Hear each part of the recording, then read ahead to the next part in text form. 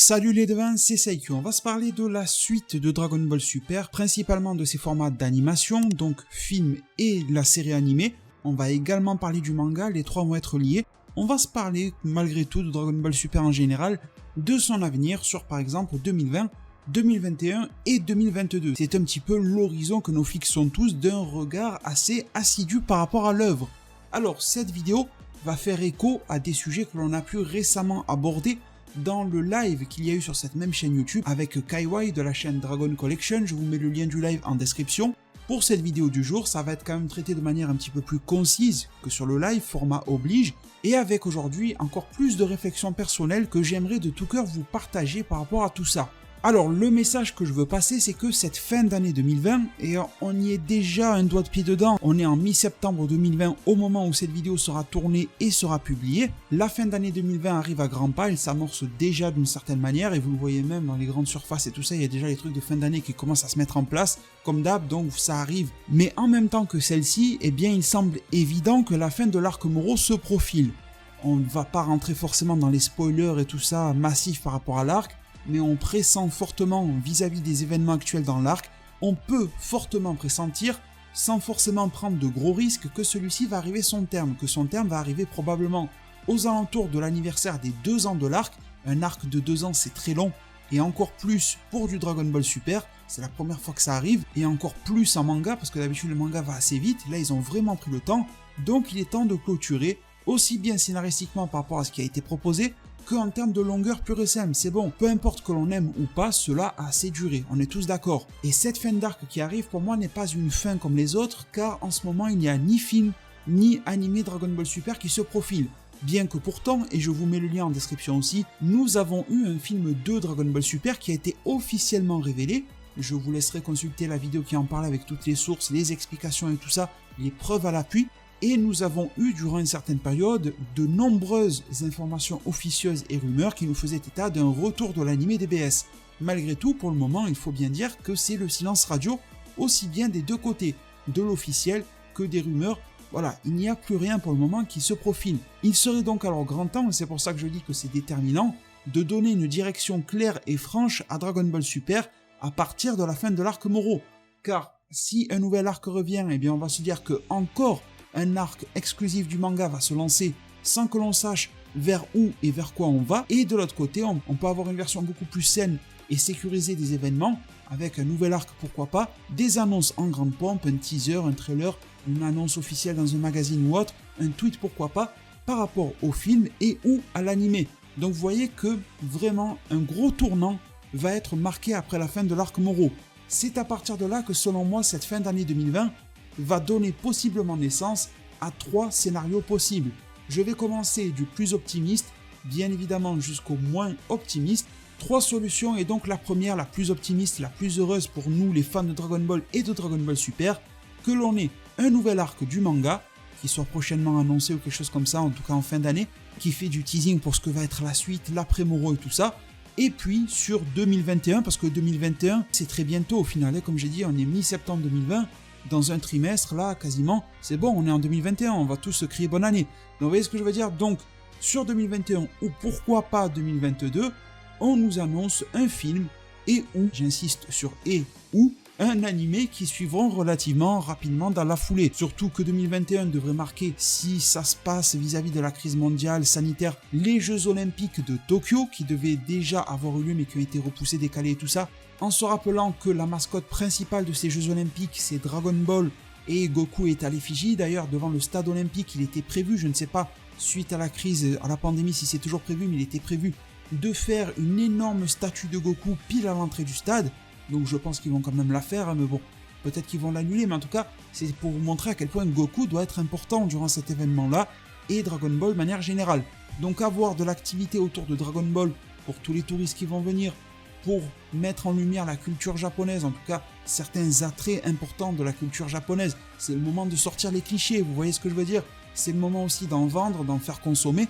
Dans cette optique-là, donc optimiste, avec une suite du manga, avec rapidement 2021-2022, c'est relativement rapide, animé et ou film, on peut donc s'imaginer que là, déjà là, dès fin 2020, l'anniversaire des 10 ans de Dragon Ball Heroes qui va être célébré aux alentours de novembre-décembre, la convention Jump Festa que vous connaissez bien maintenant sur ma chaîne YouTube, qui aura lieu soit en salon physique traditionnel, j'ai entendu quelques rumeurs, quelques informations comme quoi elle pourrait avoir lieu malgré tout de manière physique, mais avec la moitié moins 50% donc des visiteurs habituels pour augmenter la distanciation sociale, ou alors dans le pire des cas, elle pourrait ne pas avoir lieu en physique mais être en online, donc en dématérialisé.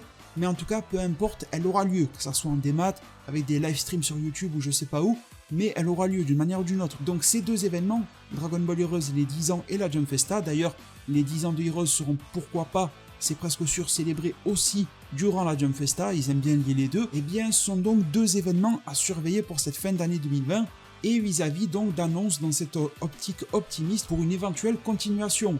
Mais les devins, très chers devins, je ne suis pas là pour vous cacher la vérité, bien au contraire. Et la vérité pourrait prendre une moins bonne tournure que celle que je viens de citer, avec encore moins qu'aujourd'hui de Dragon Ball à l'avenir.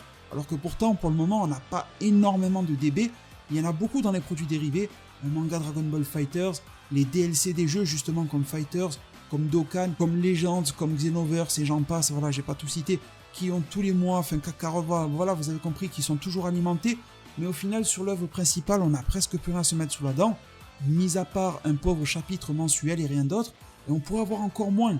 D'ailleurs, il y a un abonné il n'y a pas longtemps qui m'en a parlé dans un commentaire et qui m'a dit que je parlais de tout ça, des hypothèses pessimistes donc, dans le cas où ça se passerait mal, on aurait encore moins de Dragon Ball à partir de fin 2020 ou début 2021, juste pour le buzz et pour l'argent, mais que moi-même je ne croirais pas à cela. Alors, la seule chose que je répondrai, c'est que déjà, niveau préjugés et raccourcis, si vous pensez ça, ça va très vite. Mais en réalité, ce que je vous dirai surtout, c'est que je le pense sincèrement, ce que je vous raconte là, et ce qui va suivre là, dans une seconde. J'en parle régulièrement avec mes propres amis, que ça soit IRL, que ça soit des amis dématérialisés, vous savez, sur Twitter, tout ça. J'en ai discuté aussi de manière très concrète, il n'y a pas si longtemps que ça, avec ma femme. Donc ce sont vraiment des sujets qui me taraudent, et je ne fais que vous partager mes réflexions personnelles, également celles qui me chagrinent autour de Dragon Ball. Et du coup, transition toute faite, la solution numéro 2, clairement la solution de l'entre-deux.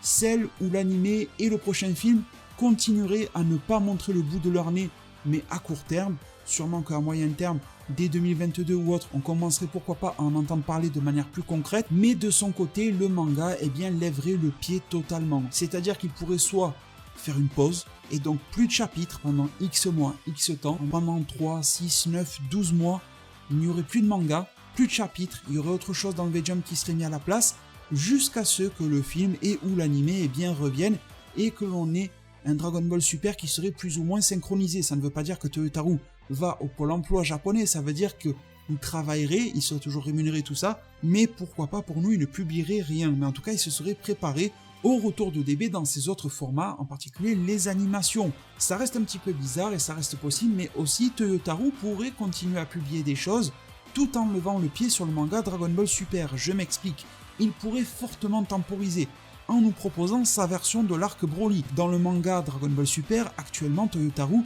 n'a fait que 2 références à Broly. La première, c'est une page de transition avec Gogeta et Broly pour nous expliquer que ça a eu lieu. La deuxième, c'est lors d'un chapitre spécial, lorsque Goku explique très rapidement à Merus qu'il a rencontré Broly, un Saiyan super balèze et tout ça. Merus est un petit peu intrigué par la question, enfin par le sujet, mais voilà, ça va pas plus haut. Ça ne prend pas plus d'ampleur que ça, mais en tout cas Merus est juste au courant qu'un certain Broly existait et tout ça. Mais voilà, ce n'est pas une adaptation de l'arc, ce sont de très brefs résumés. C'est plus des zappings même que des résumés. Et d'ailleurs, Toyotarou nous disait, il n'y a pas si longtemps que ça en interview, et je vous mettrai le lien en description, que son tour viendra à Toyotarou d'adapter l'arc Broly. Toyotarou en plus sur sa page personnelle Twitter poste très souvent du Broly. Il va manger un bento, une sorte de petite box là pour manger au Japon, dans laquelle il y a des brocolis, il va alors dessiner un Broly dessus. Il va faire ses fameux dessins du mois pour le site dragonball.news, il va souvent poster du Bardock. Bardock en version donc du film Dragon Ball Super Broly. Il a eu aussi un lien avec la collaboration pour une nouvelle figurine qui unit Bardock et Goku. Donc vous voyez, il y a pas mal de choses qui gravitent autour du film Broly sur sa page Twitter et vous avez sûrement dû les voir passer. Si vous me suivez moi-même sur Twitter, je vous RT toujours tout ça. Je vous rebalance toujours toutes les informations croustillantes comme ça, qui sont un petit peu plus insolites et qui n'ont pas forcément lieu d'être partagées en vidéo, sauf cas exceptionnel quand je les combine comme aujourd'hui. Mais tout ça est bizarre de partager du Broly, du Bardock alors qu'on est en plein dans l'arc Moro. Ils ne partagent jamais rien, d'ailleurs, quasiment sur l'arc Moro, si ce n'est le fait que le chapitre vienne sortir ou quoi. Mais il n'y a jamais un petit dessin pendant qu'il est en train de manger.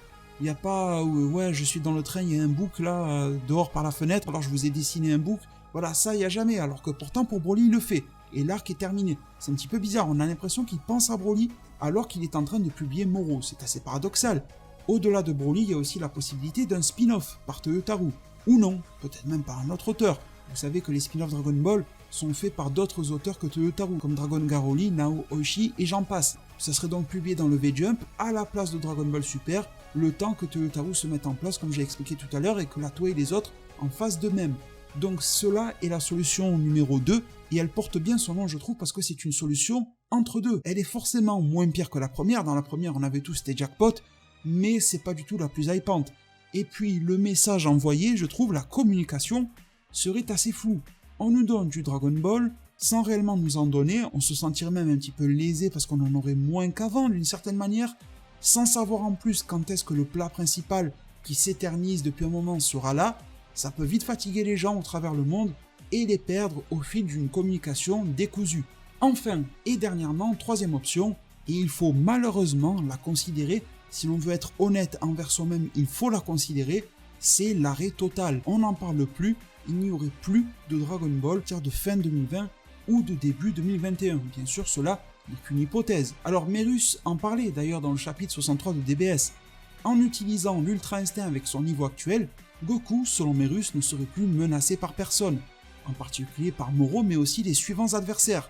Alors il est vrai que cela a souvent été dit dans Dragon Ball lorsque Goku passe SSJ, lorsque Gohan débloque la version, enfin les pouvoirs de Ultimate, on lui avait dit qu'il serait totalement imbattable, voilà, ça n'a pas tardé pour qu'il se prenne une rouste. Ça peut vite changer, et puis les propos de Merus, on sent directement que c'est un petit peu incorrect, quoi, parce que même si Merus est super confiant, c'est un ange et il sait ce qu'est l'Ultra Instinct, il le sait mieux que nous, lecteurs, étant donné que c'est Toyotarou qui écrit ses dialogues, mais de l'autre côté, il se trahit lui-même et il dit à Goku, avec ce niveau actuel, tu ne seras plus menacé en utilisant l'Ultra Instinct face à tes ennemis.